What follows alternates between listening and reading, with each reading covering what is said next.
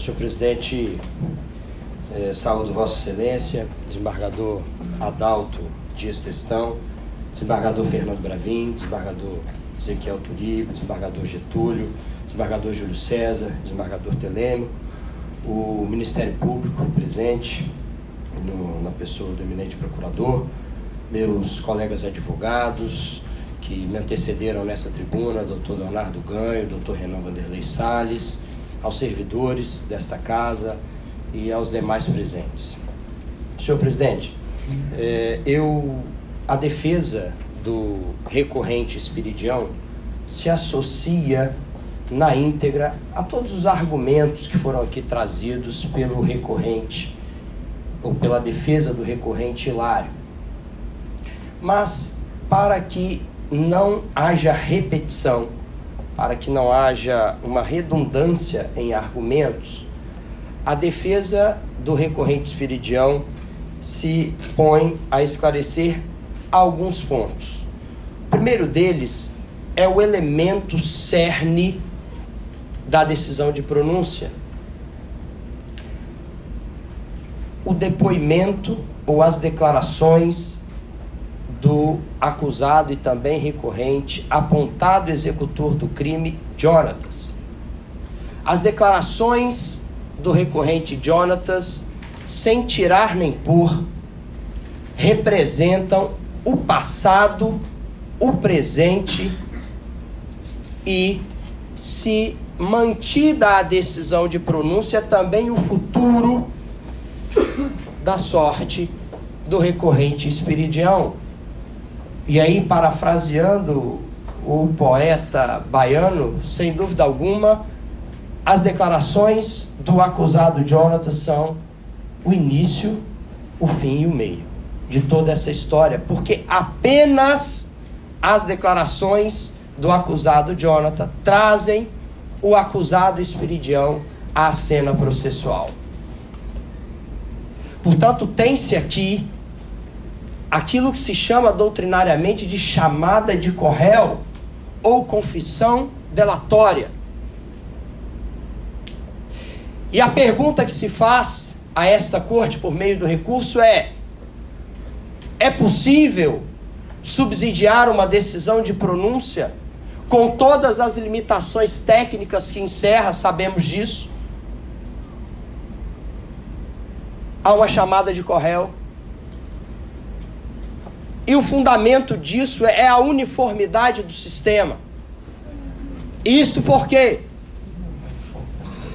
se o julgador não está autorizado a condenar com base em confissão delatória por si só, não estaria o Tribunal Popular também autorizado a fazê-lo.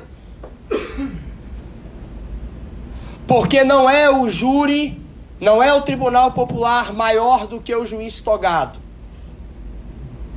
As competências são diferentes. As competências são diferentes. Há uma horizontalidade de competência neste caso. Portanto, não está autorizado a pronúncia por fundamento que, de igual modo, não autoriza uma condenação. E aí não é devido ao adjetivo, muitas vezes mal empregado, que apequena e que minimiza a importância da decisão de pronúncia como mero juízo de admissibilidade. Adjetivo impróprio. Não se trata de mero juízo de admissibilidade. A decisão de pronúncia não se reduz ou não é minimizada por esse adjetivo mal empregado data máxima venia. A decisão de pronúncia não é uma porta, não é apenas um caminho de acesso ao campo do julgamento popular, que, aliás, é cenário de grandes riscos, sobretudo em tempos de cólera, como os que vivemos. E aí, não de forma equivocada, a melhor referência à decisão de pronúncia é que ela é um filtro. Filtro de legitimidade, filtro de legalidade, filtro que limita a acusação, que muitas vezes excede. Por que filtro, desembargador Turíbio? Porque filtro é aquilo que retém a impureza. Porque filtro é aquilo que absorve o que não deve passar. E por esta razão, pela uniformidade do sistema, se não há autorização ao juiz togado, técnico, dotado de consciência, trabalhada, elaborada, empírica,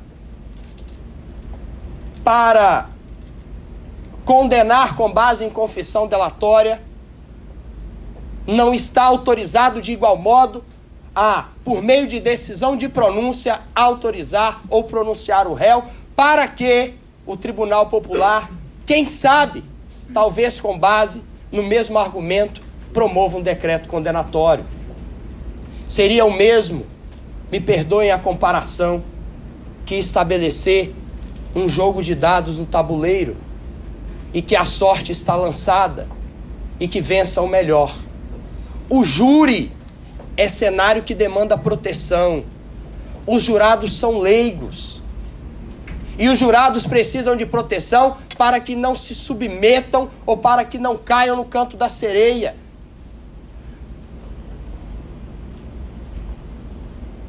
Portanto, a decisão de pronúncia, ela é importantíssima, é valiosa e é um filtro necessário para que aquilo que não autorize uma decisão técnica também não seja levado à apreciação do juiz leigo, que sequer fundamenta a sua decisão. Eis o risco, eis a demonstração do grande perigo de tratar a decisão de pronúncia como rota de passagem. Portanto, a defesa, com base neste argumento, na confissão delatória, que é o que encerra, é o que trouxe o recorrente ao cenário processual, é o que faz o recorrente permanecer no cenário processual e que, a depender da decisão dessa corte, pode mantê-lo no cenário processual, nos moldes da pronúncia. É com base nesse entendimento de uniformidade do sistema, para que o sistema não sofra uma subversão e para que o tribunal do júri não possa, mais do que evidentemente pode, é que a defesa pugna pela impronúncia, ou, no caso, a despronúncia atribuída ou imposta em relação à pronúncia do réu espiridião. Mas não é só esse o argumento que encerra o recurso da defesa.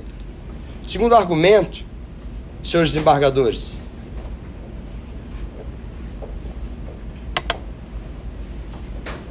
é o que atribui ao recorrente espiridião a qualificadora da promessa de recompensa. Promessa de recompensa é circunstância qualificadora de natureza subjetiva. E por tal razão, ela não deve, ou melhor, por se tratar de circunstância de natureza subjetiva,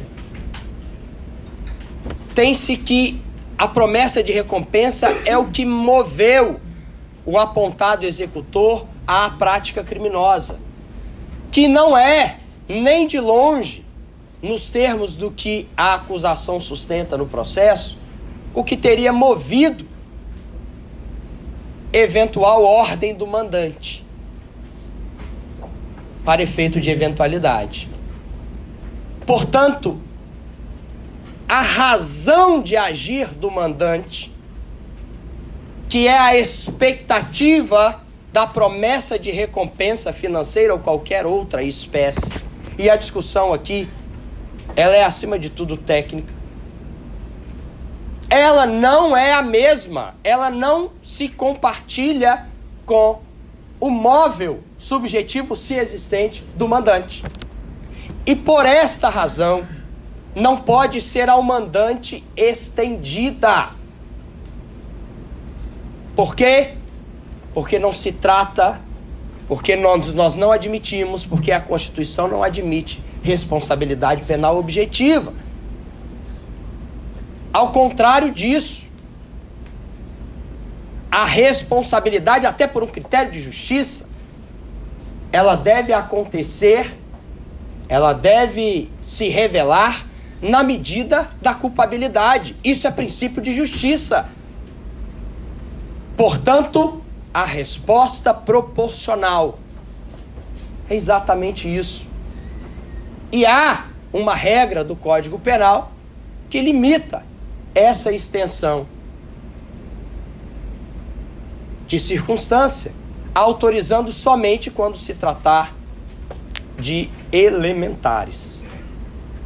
E aqui há uma fórmula para desqualificar eventual argumento de que a circunstância qualificadora, no caso, tem natureza elementar ou natureza de elementar. Isso porque, se suprimido em mente, num exercício psíquico, em hipótese, a qualificadora em questão, o crime imputado permanece o mesmo. Portanto, tem-se homicídio. Não há desclassificação, nem tampouco o fato se torna atípico. Por essa razão, esta qualificadora não deve ser estendida, ainda que por eventualidade, ao mandante, seja ele quem for, e se existir.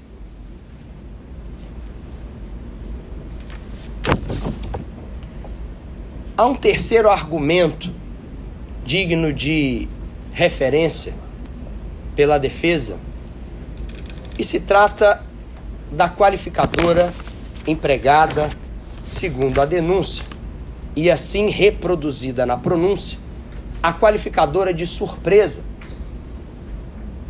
Esta, diferente da anterior, tem natureza objetiva. E, obviamente, diz respeito à forma de execução do ato criminoso, à dinâmica imposta ao ato criminoso, à performance adotada no ato criminoso. E da mesma forma, esta qualificadora, para que seja estendida à figura do mandante, depende de sua consciência, depende de um liame subjetivo, não liame subjetivo que caracteriza o concurso, não, mas algo que vai além. É preciso que eventual mandante, perceba que a discussão é técnica, que eventual mandante apenas seja responsabilizado pela qualificadora de surpresa se dela tivesse conhecimento. Novamente, trata-se de critério de justiça. Novamente, não há responsabilidade penal objetiva. Estas razões não autorizam, porque o que se tem é a extensão da aplicação da justiça criminal. Trabalha-se com, depois da vida, o elemento mais valioso, o bem jurídico mais importante. E por essas, entre outras razões, não se admite responsabilidade penal objetiva. Não existe aqui a lógica do mesmo tratamento para comportamentos diferentes. Não. Porque este critério afronta o ideal de justiça.